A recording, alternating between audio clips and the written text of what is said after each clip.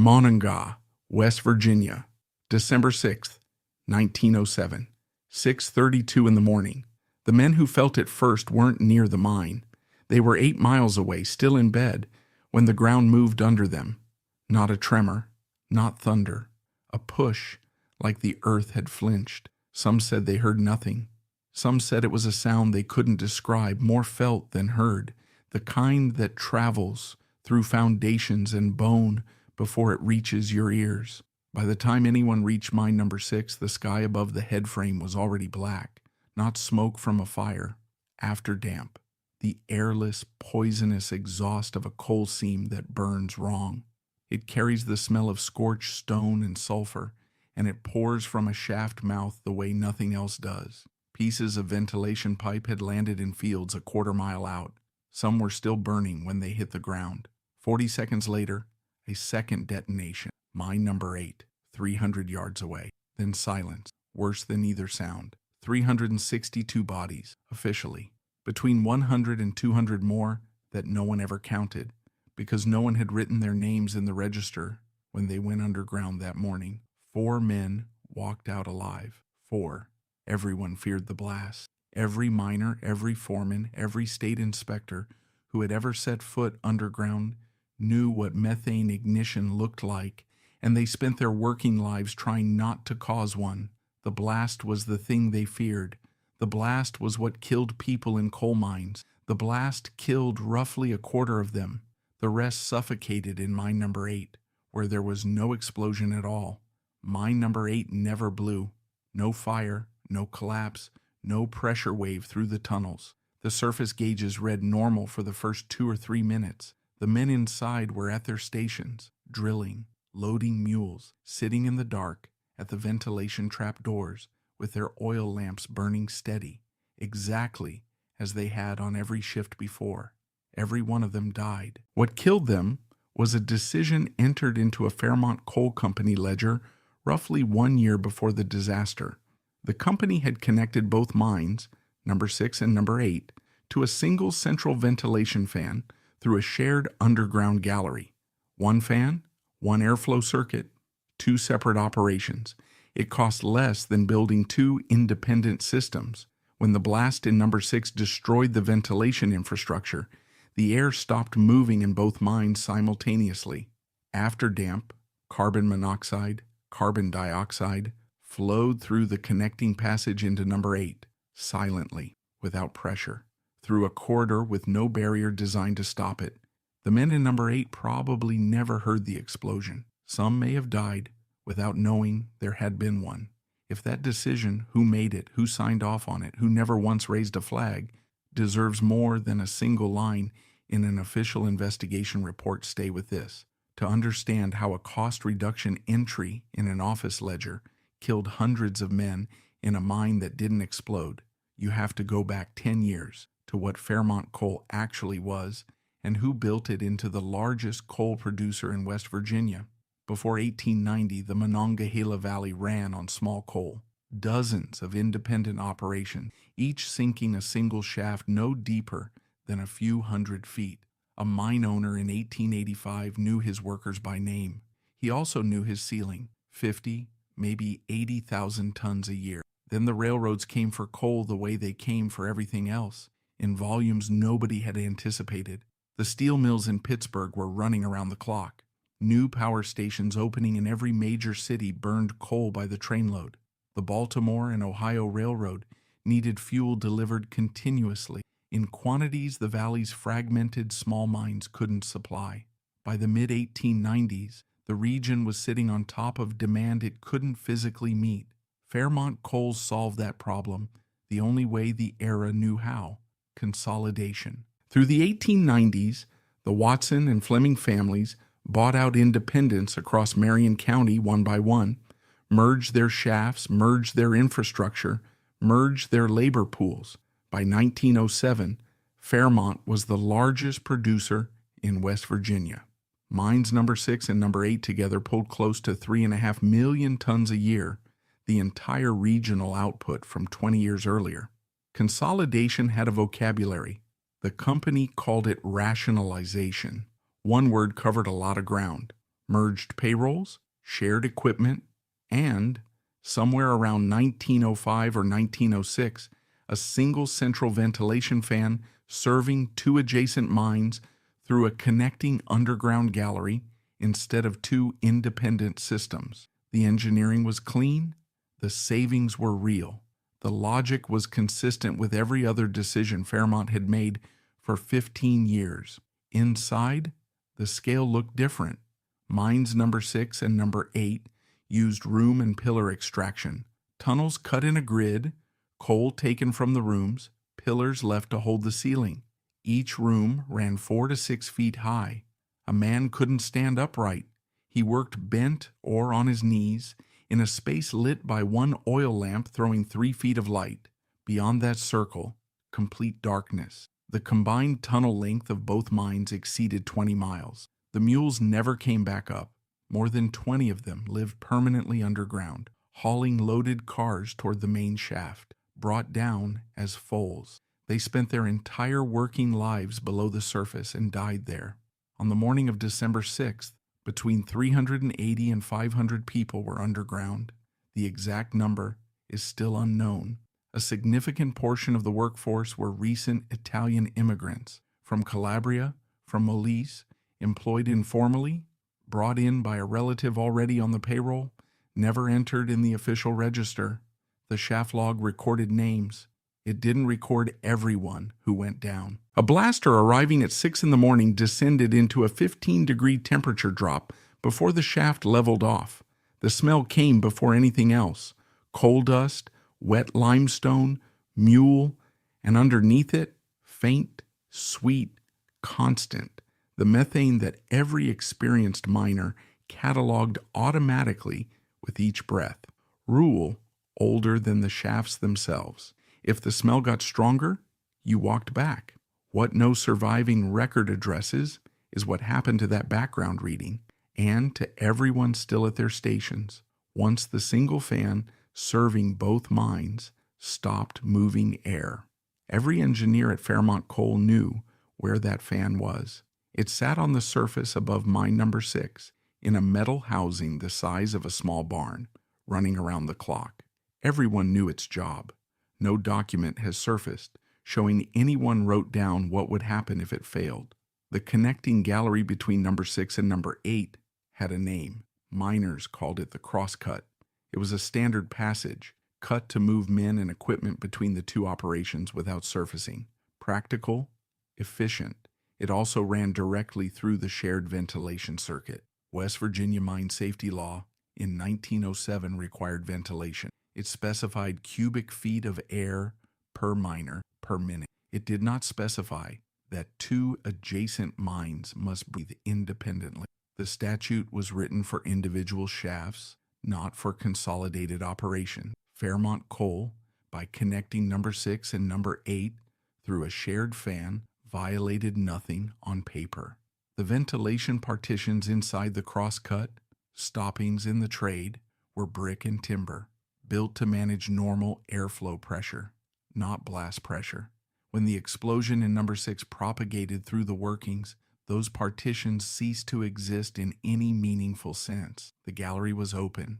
The afterdamp moved through it the way air moves through an open door. A second independent fan and ventilation network for mine number 8 would have cost tens of thousands of dollars once. Monthly production revenue from both mines combined ran into the millions. The actuarial math was straightforward, and within the limits of existing law, it was perfectly legal. West Virginia's regional mine inspector had visited both operations. His filed reports, available in the state archive in Charleston, recorded ventilation status as satisfactory, because by the applicable standard, it was. In 1906, a Fairmont Coal representative spoke at an industry conference in Charleston on the efficiency gains from centralized ventilation infrastructure. No inspector in the room raised an objection. No record of a dissenting engineering memo from inside the company has been made public. Monongah wasn't an aberration. It was a data point in a pattern running back at least 5 years.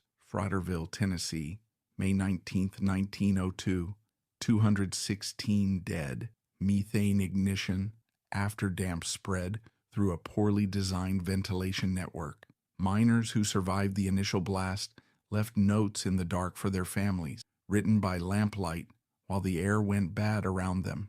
One letter, from a father to his son, is in the Smithsonian. Official finding: reckless use of open flame by a single miner, Dar Mine, Pennsylvania, December 19, 1907, 13 days after Monongah, 239 dead.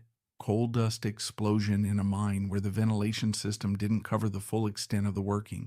The company had received an internal engineering proposal months earlier, suggesting water spraying to suppress dust accumulation. It was declined as an unnecessary expense. Official finding: electrical equipment failure, Cherry Mine, Illinois, November 13, 1909, 259 dead. A fire started from burning hay stored underground for the mules. It spread along the timber framing and cut off the only hoisting shaft. The company had no secondary escape route, despite a state law requiring one for any mine deeper than 100 feet. Official finding: error by the hoist operator. 3 different mines, 3 different failure modes, 1 identical conclusion. A specific individual made a specific mistake. Case closed. That conclusion served 2 functions simultaneously.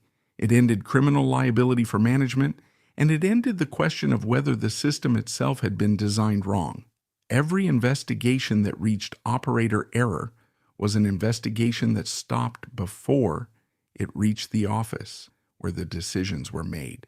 The real statistics were never public. Coal companies in Appalachia treated fatality data as a competitive liability, something that affected insurance premiums, railroad contract terms, and the flow of immigrant labor into the region. The numbers reconstructed by later researchers, working from county court records and church burial registers, suggest somewhere between 2,000 and 3,500 men died annually in American coal mines during the first decade of the 20th century. That figure was the industry's background noise. Monongah was louder, but not different in kind. Peter Urban was Polish. He had been underground since 6. He knew his route well enough to walk it without light, and sometimes did when the lamp went out, and relighting it took longer than just moving forward by memory. At 10:28, something hit him before he heard it. Not sound. Pressure. A wall of air that came from the direction of the main gallery and put him on the ground before his mind registered that anything had happened. The lamp went out. He found the side wall with his hands, found a shallow niche in the stone, pressed his face into his jacket, and held. He didn't know how long he stayed there. There was no sound after the second concussion.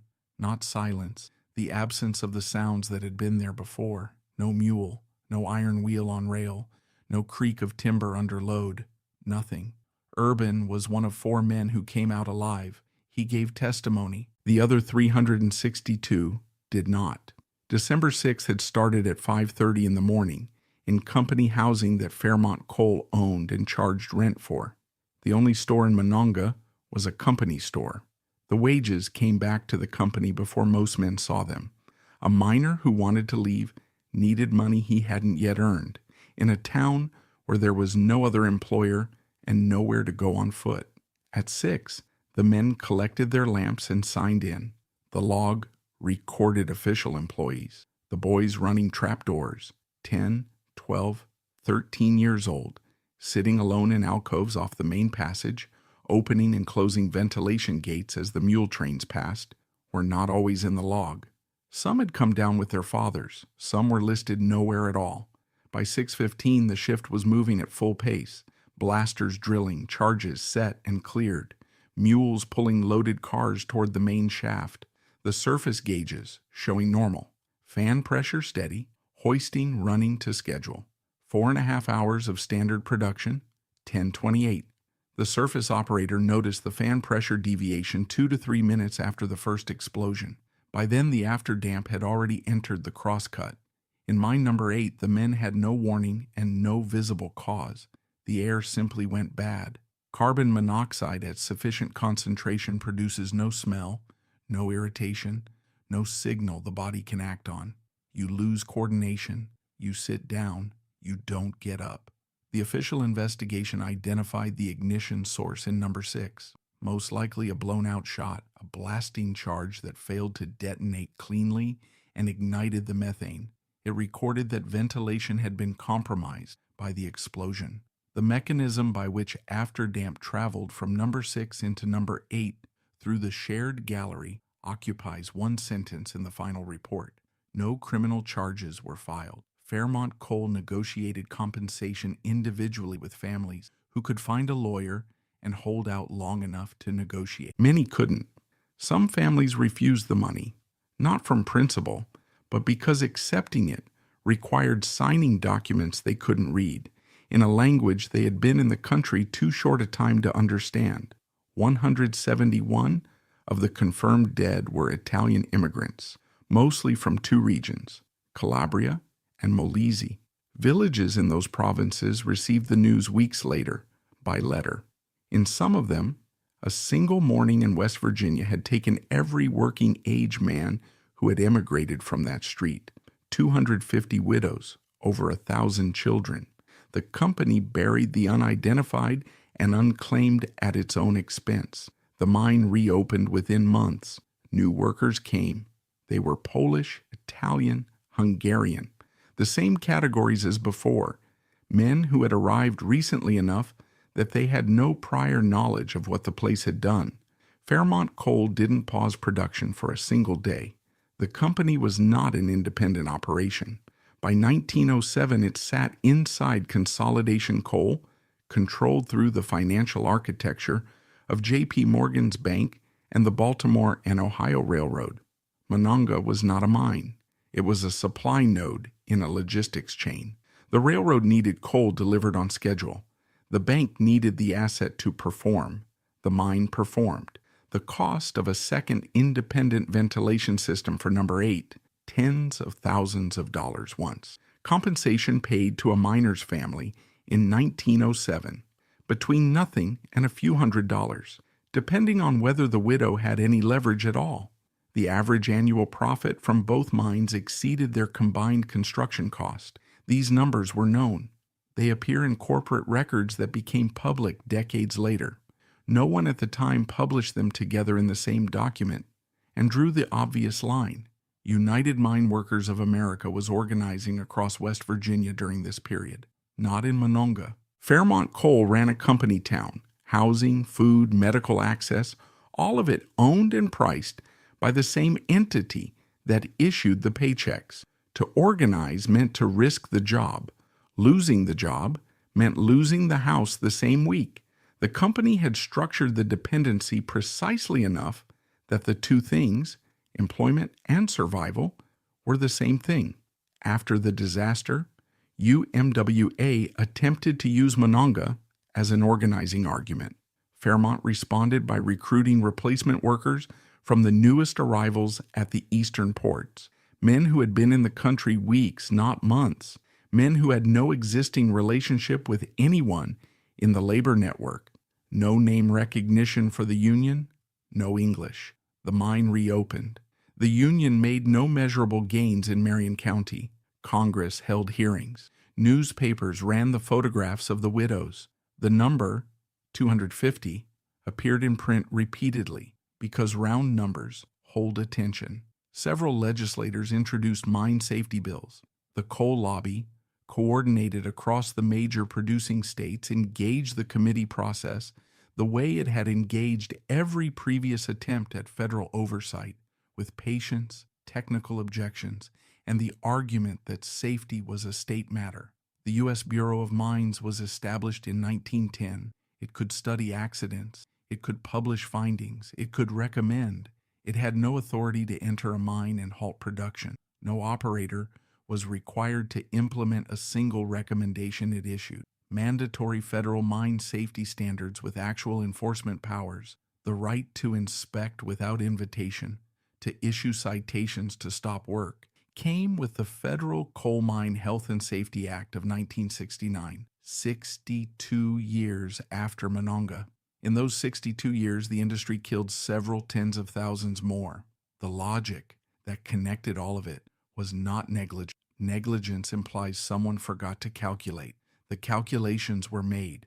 The repair cost more than the liability. The liability was bounded by what courts would award, and courts in coal-producing counties awarded little. The compensation ceiling was a known input in a known equation, and the equation produced a known result. That result has a document trail. The problem was never that no one wrote it down.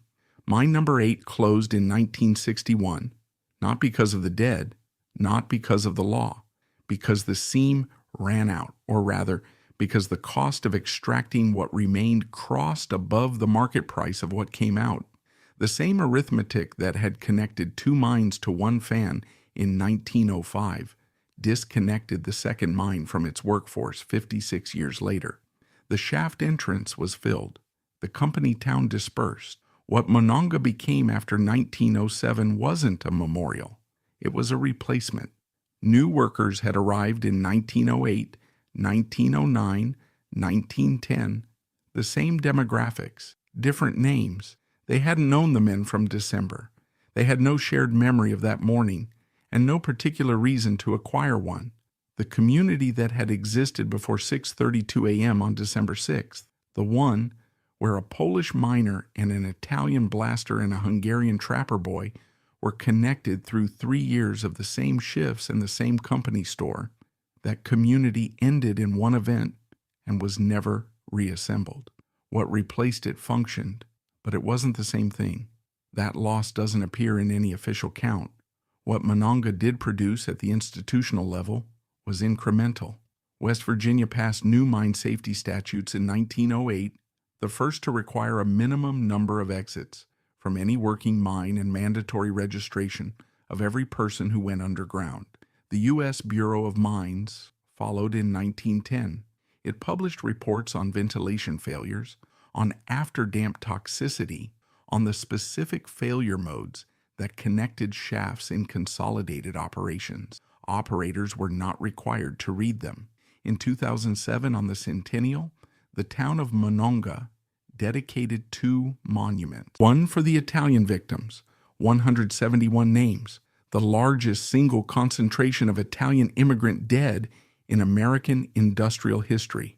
Villages in Calabria and Molise had observed December 6th quietly for a century before anyone in West Virginia erected a marker. The second monument depicted not a miner. It depicted a widow.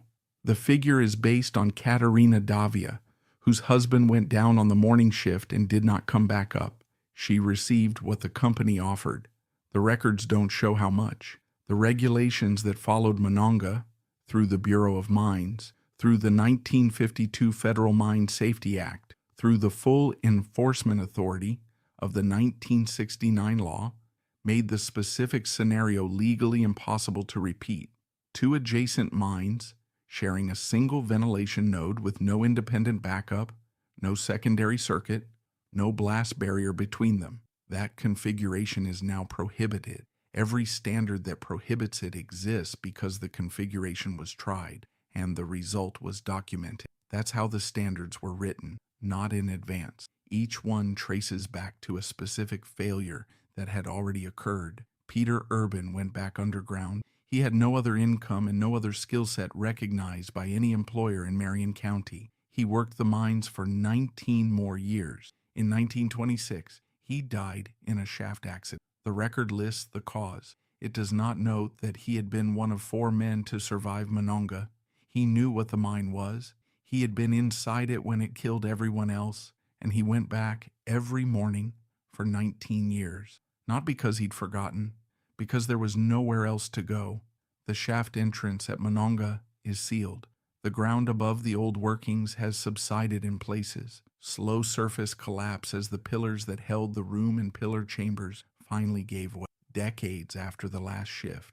You can see it if you know where to look. Shallow depressions in a field, running in a rough grid. The shape of the rooms, pressing up through the earth from 300 feet down. The machine that caused it is gone. The law that permitted it has been rewritten.